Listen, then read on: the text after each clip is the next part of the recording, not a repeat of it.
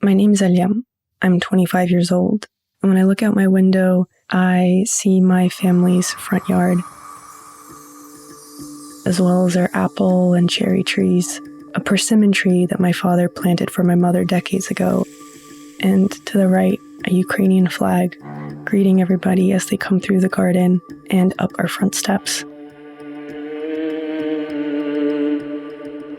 What does it mean to be a Ukrainian in 2022? It means you're the citizen of a country whose enemies claim has no right to exist. It means you live in a battleground where the whole world is watching you fight. It means the consequences of victory or defeat are not just about your own self-determination. Because the power lines that run through Ukraine are feeding out to the rest of the world. From Message Heard and the Kyiv Independent, you're listening to Power Lines, from Ukraine to the world.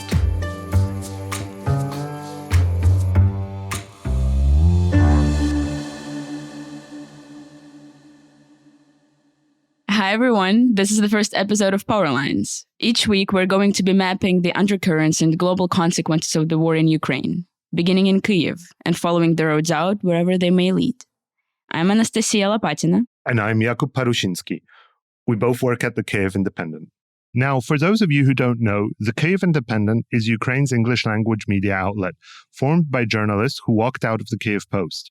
I was part of the Kyiv Post a long time ago, first as a journalist and then as CEO. The Kyiv Post was Ukraine's first and only English language newspaper. So for 26 years, we were the only window into Ukraine for anybody who spoke English. But we were owned by a guy who had some issues with the way we were covering the news. We criticized the government a lot and he didn't like it. So then one day he fired all of us on the spot without a notice. But we were like, well, this is the worst time for Ukraine to not have an English language outlet because that was a few months before the invasion. The buildup of troops was already happening. So we all stayed together and launched the Kyiv Independent. And Jakub, you joined us a bit later into our venture, right? So it was actually a few days after everybody got fired. I got in touch with Olga and the leadership asking if they needed any help. For those who don't know, Olga Rudenko is our chief editor at the Kyiv Independent. And just so people know how amazing she is, she's the first Ukrainian woman to be on the cover of Time. Like, that's my boss. That's insane. It's really impressive and cool until you catch her alone in the office, just reading the Time article with herself on the cover. Yeah, it was a crazy time because the roughly 30 of us had no idea what the hell to do. All we knew is that we were really good at our job, and our job was, covering the news and writing articles and being good journalists. And that's how we got here. Well, now that we've got all of that out of the way, in this first episode, we actually wanted to talk about Ukrainian identity, something that's extremely important to us. So I'm 21 and I have left to study in Canada when I was 15. I went to a boarding school, then got into university there. And I remember when I was leaving Ukraine when I was 15, I was this young, extremely idealistic kid, which partially I still am.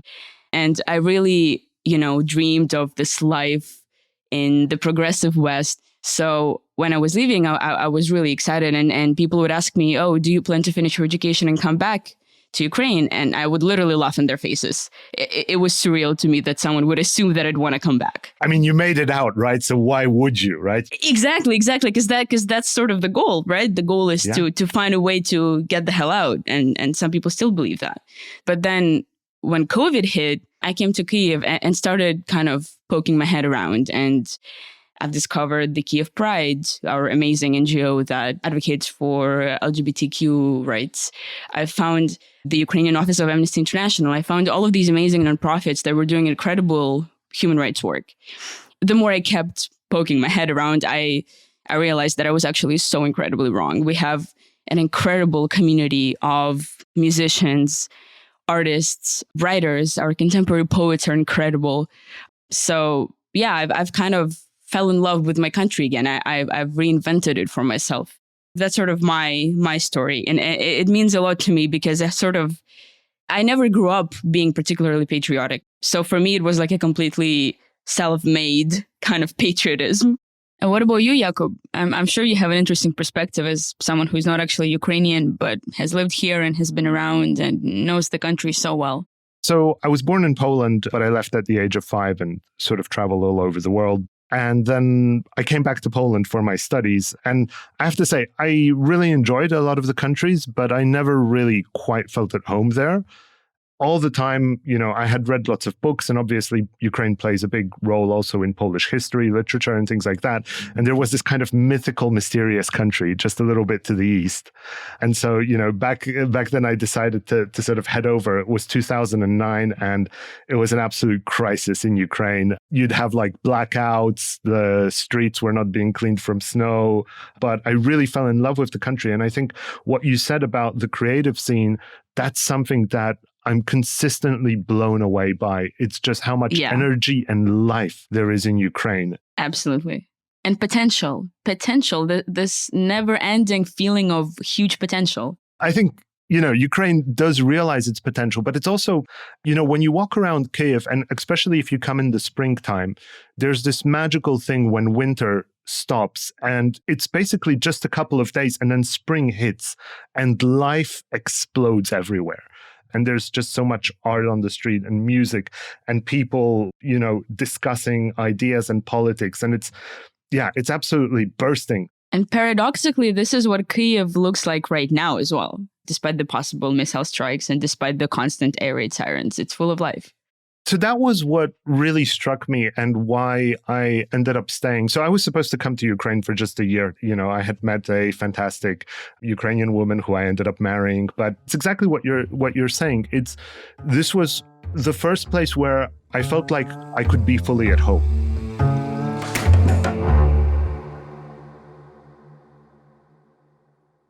So you're the kind of the generation that never experienced either the Soviet Union or the immediate sort of post-Soviet chaos years, right? Yeah. Because like the beginning of the 90s, like that was a complete, I don't know if we're supposed to say shit show, but it was a shit show with massive corruption. I mean, the country was, falling apart. Like, I think the turn of the century and then the Orange Revolution. I was there for that. I was born in 2001. So I have a whole photo album of my parents in orange clothing standing on Maidan and holding me in orange baby clothing in their hands. During Euromaidan, my family was really active. I have a lot of memories from there, like me drawing posters that said F Putin when I was like, I must have been 12 or 13 when it happened. For those who don't know, the Orange Revolution was a popular uprising against a corrupt and rigged election in which the pro-Russian candidate,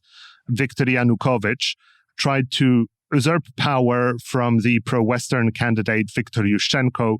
In a somewhat surprising twist of events, less than a decade later, Ukraine experienced the Euromaidan, or Revolution of Dignity, in which people rose up in protest against Viktor Yanukovych's decision to abandon an association agreement with the European Union and instead take a pro-Russian course for the country.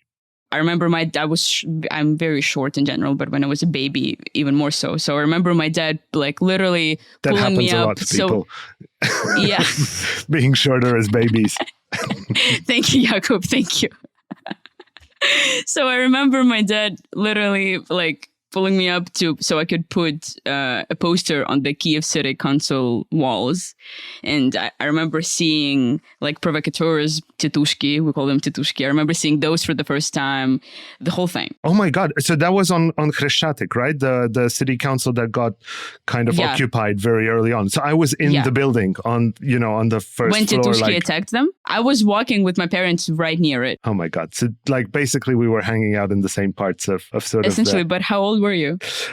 Well, I was, significantly older. I was 30. Okay. Yeah, when Euromaidan started, and it was kind of a crazy experience. Although, to be honest, I always thought that it was about Europe, but, at the end of the day, it was Maidan for me. That was... Which is why we also call it Revolution of Dignity. Yeah. Because dignity is what it was actually about. Absolutely. It was incredible to sort of be part of that. Very addictive too. I mean, when you were on Maidan, you were in the center of the world in some ways, right? It was extremely addictive. And I can say that as someone who went through that as 13-year-old, but I remember being in school, and when the smoke was rising because protesters were burning tires so snipers couldn't see them, I could see that out of my school window. And there were days when the smoke got so bad that I couldn't go to school. All of those experiences were insane. And 8 years later, me and my friends who also went through the same experience back then, we are reflecting on the fact that for us, it's normal because that's just the reality. But actually, none of this is normal. No kid is supposed to be reading the news about people shooting other people in their country. No kid should be going with her mom to, St. Michael's Cathedral because your mom was dropping off medicine for civilians who were shot and injured. None of that is normal.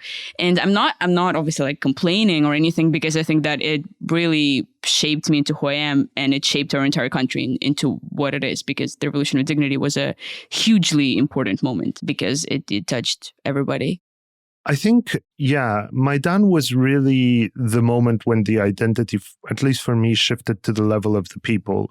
Maidan was as bottom up as you can imagine. It was literally people who came to protest and the police came back out, and that's the moment when they started to take apart the sidewalks, pick up the bricks and throw them back at the police. And I think anyone who went through it, that it marks you for life, like that kind of thing. It does.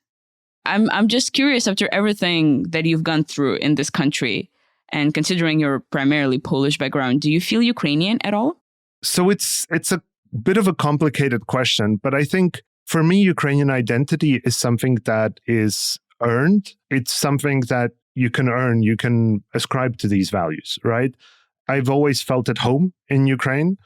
And on many of the calls and many of the projects that I've been involved in over this sort of past decade with Ukrainians, whenever I get introduced and as a honorary Ukrainian, or the whole call is sort of in Ukrainian, and all of a sudden this Polish guy shows up and people have to explain that no, he's one of us. It's very heartwarming, and I'm proud of that.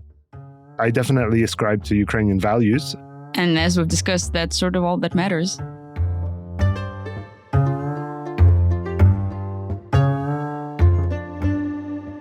To get a broader perspective of what being from Ukraine truly means, we did a call out to friends, colleagues, and strangers to understand how they feel about their country.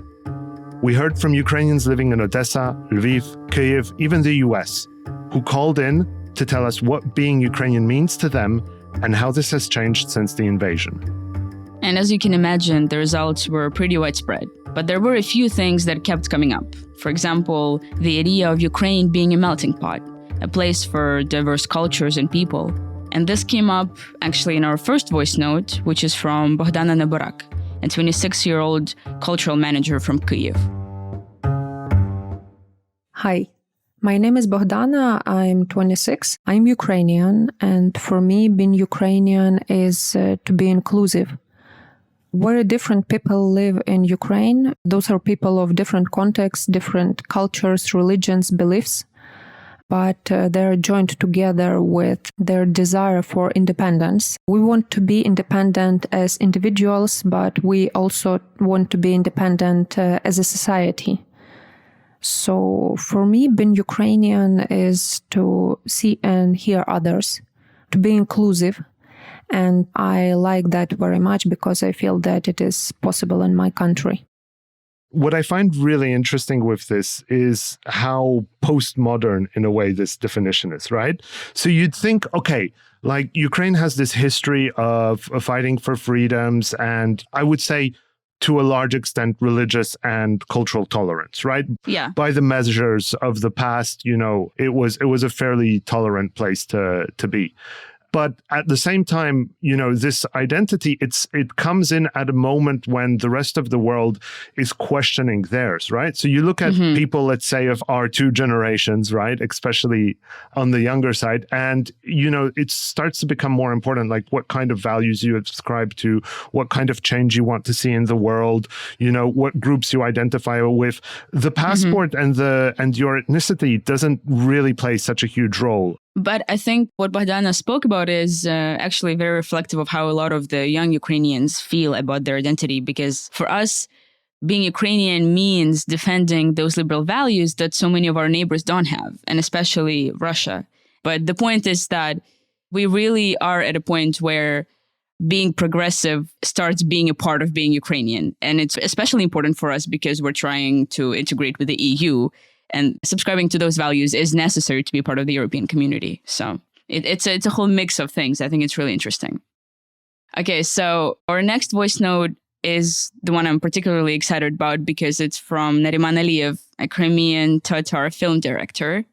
And his perspective is particularly interesting because, as I said, he is Crimean Tatar. So he really is a part of that melting pot that we spoke about before. His voice note was in Ukrainian, so I'll translate it here. Вітаю, мене звати Наріман Алієв, мені 29 років. My name is Nariman Aliyev. I'm 29 years old. Right now I'm in Lviv. Outside my window is a small light shining upon an empty street. It's already curfew. I was born and grew up in Crimea, which is already 8 years under Russian occupation. My nationality is Crimean Tatar, but right now I associate myself politically with Ukraine. The fate of me, my family, my fatherland, my nation overall, all depend on the fate of Ukraine.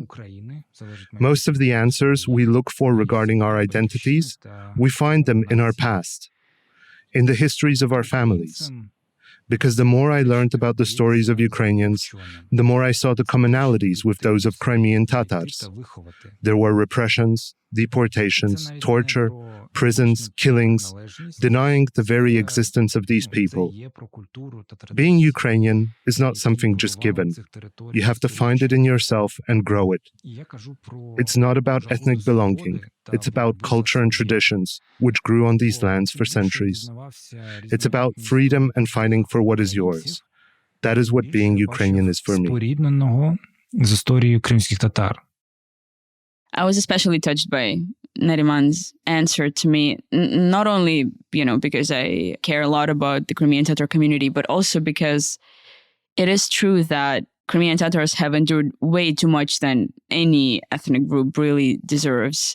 So first, in the 18th century, Crimea was occupied by the Russian Empire, and a bunch of Tatars fled towards the Ottoman Empire, towards the Ottomans. And then much later in 1944, so during the Second World War, on Stalin's orders, at least 200,000 Crimean Tatars were deported from Crimea. The higher estimate is also twice that. It's something around 400,000 Crimean Tatars. And if you take the higher estimate, it's over 90% of the total Crimean Tatar population in Crimea at the time. And really, whichever estimate you take, it's a huge tragedy. And then, as if that wasn't enough, Russia came back again in 2014 when it occupied Crimea. And a bunch of Crimean Tatars had to flee again because their community has always been very, very pro-Ukrainian and very anti-Kremlin. And they've been going through immense repressions ever since. So a lot of them had to flee for, almost security reasons. So it's truly tragic, and seeing these parallels between the history of a very specific Ukrainian minority and Ukraine at large, the Ukrainian people at large, it was very interesting to me that he drew those parallels. So when we look at the history of the Russian Empire and then later the Soviet Union, you kind of see this trend repeat itself, like over and over again with different nationalities. The goal was essentially to wipe out a people from a territory. And, when you look at the Crimean Tatars, I think what makes it particularly poignant is that Crimea is such a unique place and with such a unique sort of culture and history and also significance from the Russian perspective, both strategically and historically, right? And that the deportation of the Crimeans was yet another case of the Russian Empire than the Soviet Union, but sort of the same political culture wiping a part of what they believe belongs to them clean. And, when you look at what is happening now in Ukraine, well, it's the same thing over again, by the way, not the first time that it's happening to Ukrainians. We are on genocide number 3 here. Yes. But the thing is, it's just the scale of it is so much bigger. This is 40 plus million people, almost a third of the population of Russia. And once again, trying to sort of completely destroy a nation. I think that's what makes Ukraine so appealing to so many of the other nations who have suffered from Russia. That's why you have this kinship between the Poles and the Ukrainians. That's why the Georgians come and fight. The Georgians are incredible. Yeah. And Ukraine has become this kind of symbol for all of these nations. To paraphrase Lenin, Russia is the prison of nations, right? Yep. And Ukraine is sort of the biggest of the oppressed, right? So that's the one who is finally punching back. And that actually brings us to our second theme, which is freedom. My name is Alia. I'm 25 years old. I think being Ukrainian is the embodiment of freedom. You can taste freedom and the dreams of a better future when you're in Ukraine. It's in the air. I think it emanates off people's skins. When you get enough people that embody freedom in their choices and their beliefs, you really can achieve anything. And for those that want absolute control and oppression, the entirety of the Ukrainian identity is a threat. Oh, yeah, that was so beautiful. That was Alem. And Alem and I actually worked together before because she was a reporter at the Kyiv Post. And I think what she said is exactly right. It is true that when you walk through the streets of Kyiv, the sense of potential and freedom and a better future, it is in the air. Do you feel that at all, Jakub? I think so. I think that, and I mean this in a positive sense, it's also an extremely desperate need for freedom. So, this isn't in a way a war like you could imagine a war between civilized European nations where one side fights the other and somebody gets, some province. It's a war of annihilation. Mm-hmm. And so, the response can only be 100%. You cannot hold back in any way because it's a very black and white kind of situation. And when we look at what's happening in the occupied territories, the level of destruction that Russia is spreading, you can see that there is no choice but to fight, right? And that's something that I think a lot of people from around the world don't really understand, is that it's so much up against the wall, but at the same time, the resistance and this need for freedom is also absolute. Mm-hmm. The calculation is very simple. If we lose this war, there just won't be a Ukraine. So, when we talk about the delivery of weapons, when we talk about Western support, a part of why I think, Jakub, you'll agree with me, a part of what we want to do here with this podcast is to get it in people's heads that this calculation is really simple and that we need all of the support that we can possibly get because it's a matter of survival for us.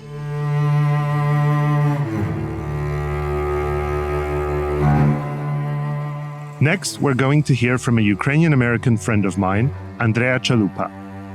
She's a journalist, writer, and the host of an amazing podcast, Gaslit Nation. She told us a bit about what it means to be part of the Ukrainian diaspora. I want to share what it means to be Ukrainian.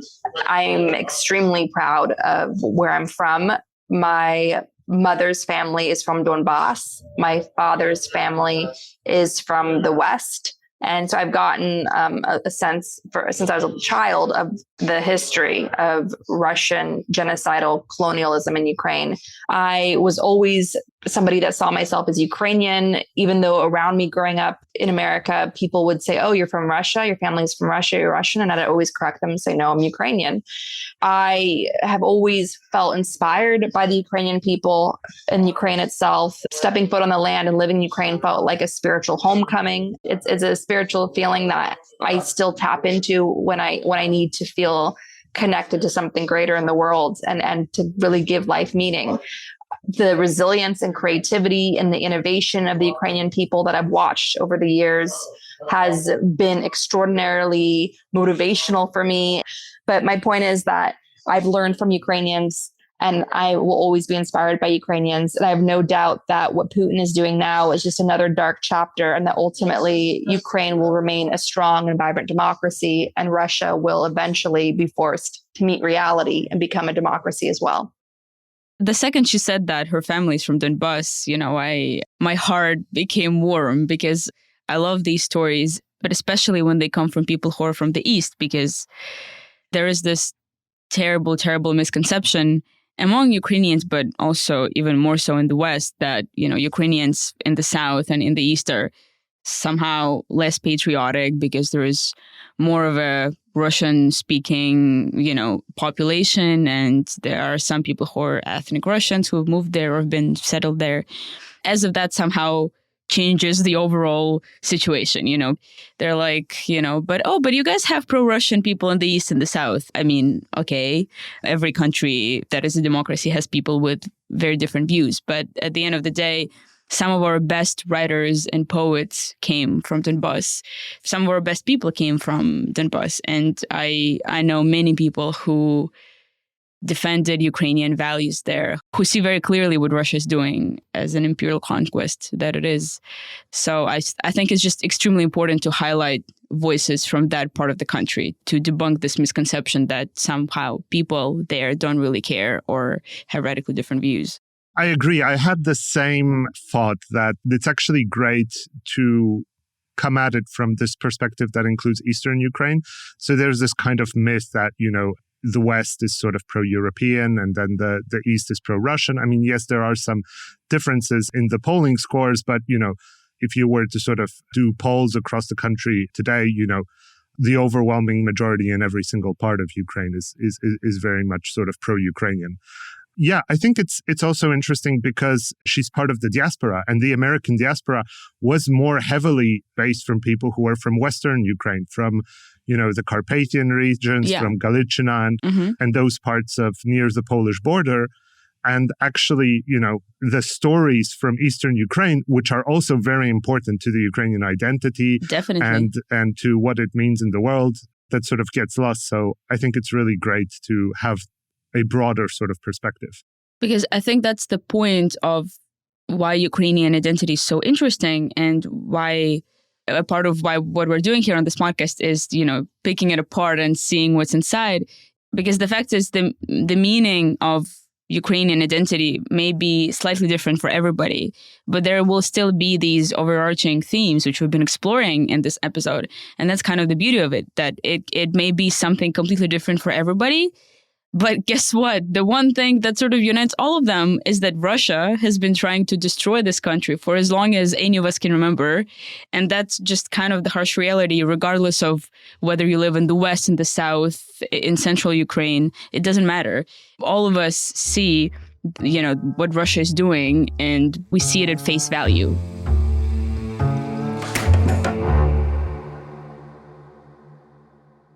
So tell me, how does the young generation see this? Well, actually, like Mariana, an 18-year-old from Lviv. Hi, my name is Mariana.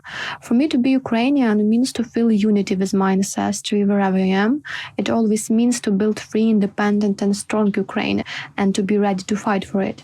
As our anthem says, souls and bodies, we will lay down all for our freedom.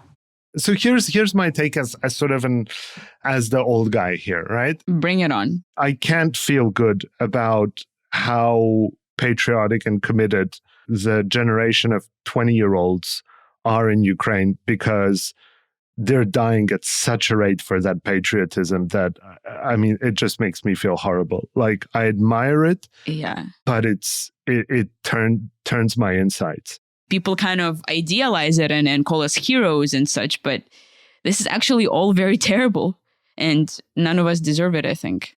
I remember a month ago, it's just, you see the news constantly, and you see sort of in social media these incredibly young faces with the black ribbon or in black and white, and straight away that the news is that they're died.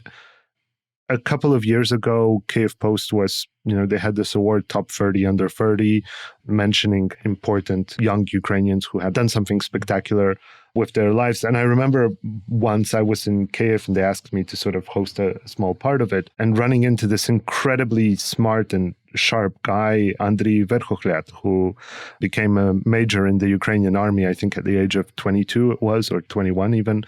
And yeah, a couple of weeks ago, same thing. I see the photo and realize that it's, And there's so many of them every day, and it's devastating. It is. I keep on thinking about how am I going to explain this to my kids? How am I going to tell these stories? I want to be a parent in the future. And I think a huge part of that is passing down all of these stories to them. And I keep on thinking about how I'm going to have to find the words to explain it, explain what I was doing, how I was feeling, but also how the entire nation was living through this completely hellish experience. Of course, for many Ukrainians, this reality is not just something that they've experienced since February 24. It's really been for the past 8 years that they have been suffering and dying because of their Ukrainian identity. My name is Alexander Khrabet, and I'm originally from Donetsk, major city in occupied Donbass.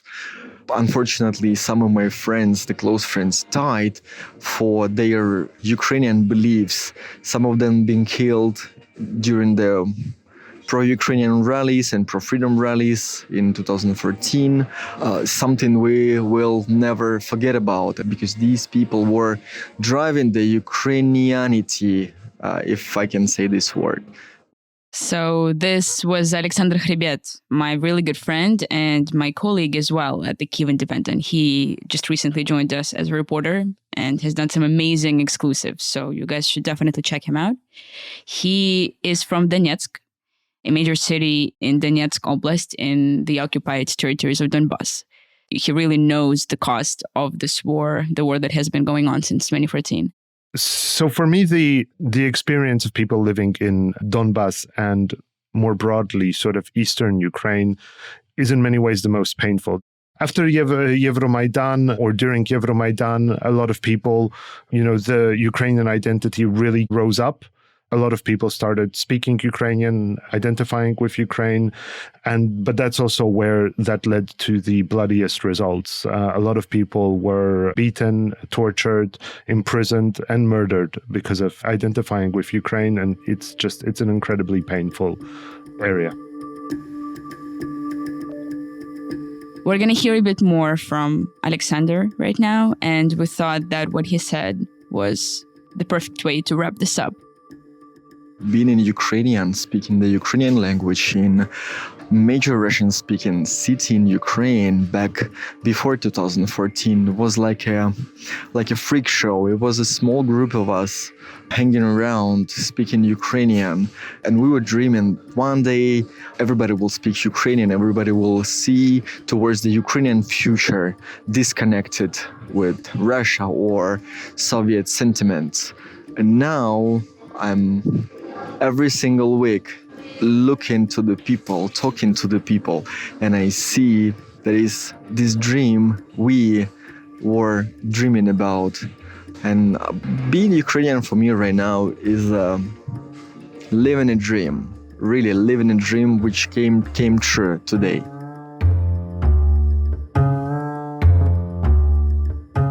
Thanks so much for listening and everyone who sent us their voice notes. Coming up on Power Lines, each week we'll be talking to journalists on the ground and the world's leading experts to follow the undercurrents of the war in Ukraine. We'll be looking at what the war means for global food security, the rise and fall of oligarchies, and what really goes on in the Russian Federal Security Service, and more. In 2 weeks, we will be setting the scene of Ukraine's history for you guys with one of the leading global historians and commentators on Eastern Europe and the war. Don't forget to subscribe and rate Power Lines wherever you get your podcasts, as it really helps others find our show. And if you want to support us further, you can subscribe to our premium podcasting content on Apple and Spotify to get extended interviews and hear more from us, your hosts, while also helping make this show possible. To find more podcasts like Power Lines, look up Message Heard wherever you're listening to this podcast, and find us on our website at messageheard.com or on Twitter, Instagram, and Facebook. You can also follow the Kyiv Independent on Twitter, Facebook, and Instagram as well to get the latest news and stay up to date with our coverage. And you can also follow me on Twitter at Lapatina_, that's LAPATINA_. And me at J_Paris, that's J_PARUS. You can support the Kyiv Independent on our Patreon to get more exclusive content from our team. Go to patreon.com/Kyiv Independent to continue helping us report on the most important stories in Ukraine. Powerlines is a partnership between the Kyiv Independent and Message Heard. It was produced by B. Duncan, Harry Stott, and Talia Agustidis. The executive producer is Sandra Ferrari.